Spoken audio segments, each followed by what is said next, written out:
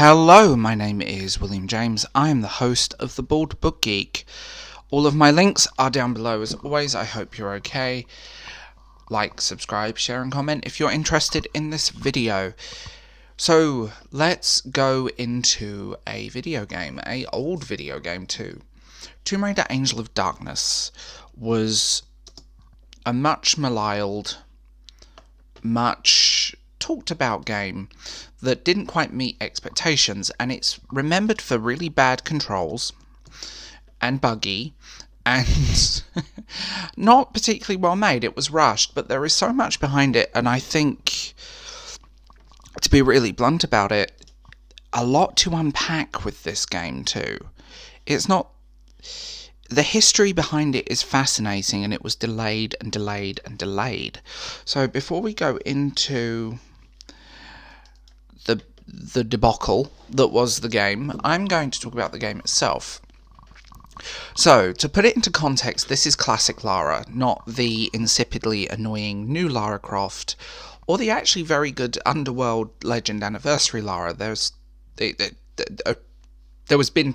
Long story short, there's been two reboots, and this game kind of calls them. So where do we start? This was developed by Core Design and published by Eidos International. Core Design ultimately faded. Tomb Raider The Last Revelation, which remains one of my favourite Tomb Raider games to date. It's stunning. Beautiful game. Lara Croft was in Egypt and accidentally started the apocalypse. Her former mentor, Professor Werner von Croy, was possessed by Set, and that's a whole different thing. Luckily, she stopped the end of the world, and basically was crushed under the pyramid. As everything collapsed, it left you on a cliffhanger. Then, this game was meant to follow directly from there, and it didn't happen. Tomb Raider Chronicles was kind of a test model for this game, in a way. 4 small adventures set across different times in Lara Croft's life. And actually, that's a good game in its own right. Not the best, but still actually a very good game. The Teenage Island section, the Black Isles, is stunning, and a more horror take on it. And you end up... That filled in the gaps in that story, but it also kind of acted as a test for what would have become the next Tomb Raider. So a lot of ideas. Lara Croft goes to Paris to meet her Professor Werner von Croy, who is killed. And she is accused of the murder. She can't remember exactly, but he's doing some work for a group called the Monstrum. And then she ends up going across Paris, meeting Margot Carvier, looking for the Obscura paintings. And most of the game takes place in urban environments. But this is a problem. You meet Curtis Trey, and there was some ranting on Tumblr that, I don't stand Curtis Trey. He's a good character, and this was literally the first part of a trilogy.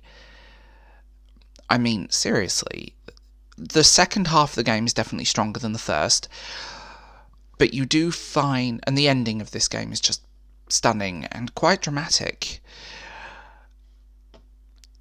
This is where we go into the elements. This is a third-person action puzzle game. You explore 29 levels, you go across traps, but it was rushed, and the rushed shows. I mean, they had to cut levels. There are story inconsistencies, plot holes, people appearing out of nowhere, stuff happening that shouldn't be happening, and there's one level cut where they give you the item, the key item from the level, but you never find out how you got it. It's a little bit messy. The controls are stiff and buggy. Sony wanted to use their new analog stick, and the game was really built around the controls of the predecessor. I think it's the same, at least based on that engine, or at least elements of it in there just because of the feel of it. But somehow this seems slow and clunky, and you can fix the controls if you have the PC or Steam version, and you can literally just download a patch and it puts the original story in it. It's a beautiful game. It really is stunning, and the fallout from this game There was core design lost the license, but they still had elements of it. They started developing Tomb Raider Anniversary Edition, and obviously that was canned, although that's now leaked and fully available to play, and level editors are pulling it together and making something special out of it. This game is beautifully written. The storyline is stunning. It's put... The only way I can describe it is it's very filmic. It lends itself to a film more than a game in terms of story structure. I mean, this is literally the last classic Tomb Raider. The voice acting is good, the character designs. I love the look of this game. I think Lara Croft looked beautiful in this game, and it's a real shame they've moved away from attractive characters in video games. The fallout from it, not only did core design shut down, which is a real shame. They were a British developer that had been around for a long time. I've actually been past where they originally were in Derby, and there's also Lara Croft Avenue in Derby as well, for that reason. The Angel of Darkness was meant to be a trilogy. It's an unfinished trilogy. It's the first part in a story, and I want to give kudos because there is a fantastic fan novelization of this that fills in some holes and uses the original script, and it's sad that this game is genuinely overlooked. Sadly,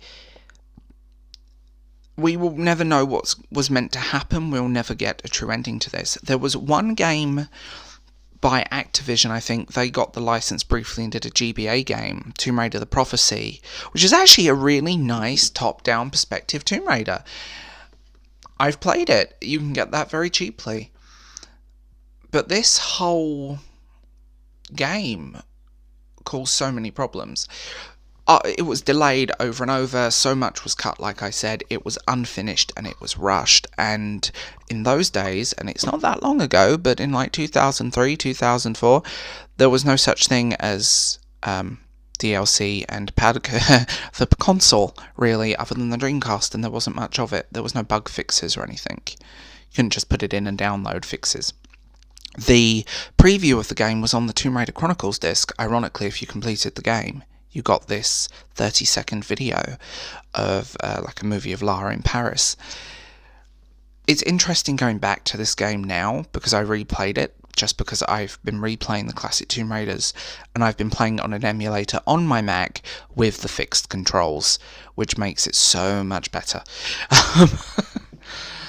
They rebooted Lara into Tomb Raider Legend, then they did Tomb Raider Anniversary, which became the replacement for the Anniversary Edition, and Tomb Raider Underworld, a very good trilogy with a great Lara, great story. I get the changes, it felt fresher, they borrowed a little element from the Angelina Jolie movies. Yeah. The more recent one, The Rise of the Tomb Raider, the Survival Trilogy, they rebooted Lara, and she's not Lara Croft anymore. The puzzles feel weak, the world feels weak. The games, again, I've said this to you before, I don't like crafting, I don't like skill trees, I don't like upgrading stuff, I just want to play the bloody game. I also don't like the gameplay of the new ones. It feels like an Uncharted style duck and cover shooter, and there's so many of those. The new Lara is not particularly likeable either, and I'm going to be really controversial in saying that. But Tomb Raider Angel of Darkness also has one of my favourite music soundtracks. It's a beautiful game, and such a shame that it is kind of forgotten. And I feel like they need to reissue it at some point with fixes. I know that will probably never happen. You can also play it as the form of a DVD adventure game, like a point-and-click thing, which is both bizarre and strange in the same way. Curtis gameplay, the Madhouse, it's a stunning game, but you have to... It's sad that it's in the position.